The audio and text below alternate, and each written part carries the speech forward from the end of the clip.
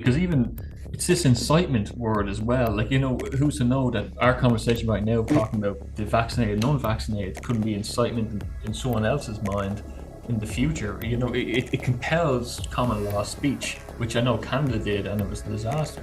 But I want to actually get, because you touched on it there, and I Right. know you're passionate about this. Can you elaborate what's happening in the country regarding the immigration issue, and what's the risks that can amount to? Well, there are massive risks. I mean, first of all, there's risk to our services. I mean, at a basic level, if there's the basic economic supply and demand. I mean, for housing, for example, take young people, take rents, take purchase houses. I mean, there is a vast short. That always was a problem in the not too, last 20 years probably, with the whole area of the house market.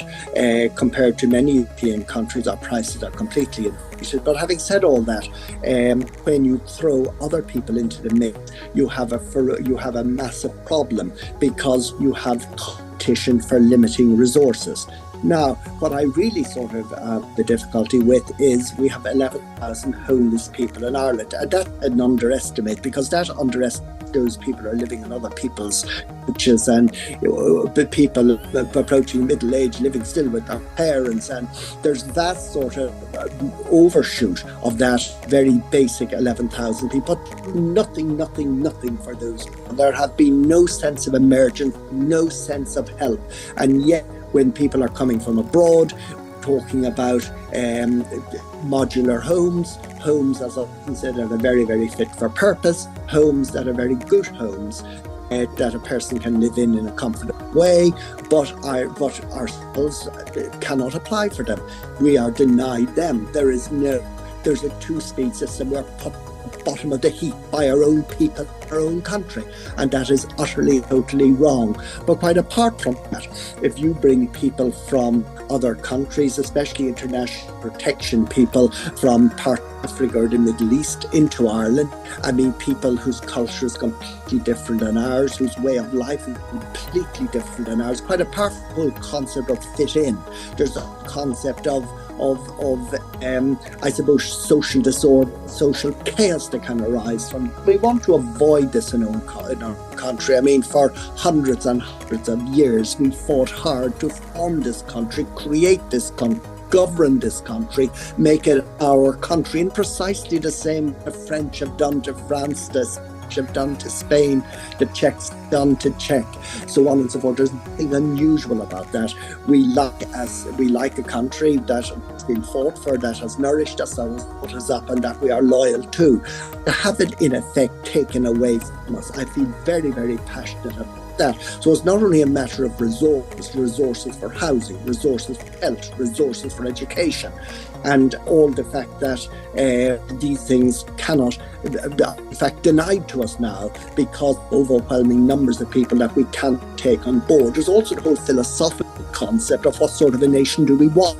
What sort of a nation do we want? For example, we saw this week and last week in Carlingford, for example, a large number of people about whom we know nothing except nobody's been vetted, put into the village. We've seen that in East as well. The question to be asked is, of course, in 5 years' time or in 10 years' time, what sort of a town do we want? Each young male coming, no doubt, will have a family coming in a few weeks or a few months' time. You will very, very rapidly have a very multicultural system that will not necessarily function very well. We're a small country, we're a small nation, we're a small people. If people come to Ireland, my personal belief is it should be a right of return for all Irish people who are in our diaspora abroad. And those are the people that we should be seeking and we should be asked to come home. And I don't just mean people who might have left in our generation or a previous generation to us in the not too distant past. I'm talking about people that might have left many, many centuries even before that. People who consider themselves to be Irish, people who went during the famine, people who worked with the persecutions before that, people, indeed, the Irish armies that left wild geese after the second siege of Limerick. I mean, as far as I'm concerned, they too are Irish. They too are equally Irish to me. They too should have an automatic right of return to our country. Those are the people, talented, vibrant, genetically linked to our land. Those are the people that we should be inviting back, not giving a free pass to the rest of the world. But having said that, I'm utterly and totally in favour of giving accommodation, giving protection to genuine refugees from genuine wars in parts of countries affected by war.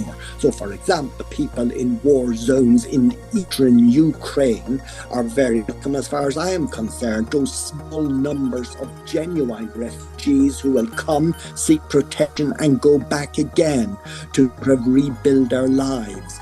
They're genuine refugees. We did that with the Hungarians in the 1956. We did that to the Kosovans way back about 20 years ago.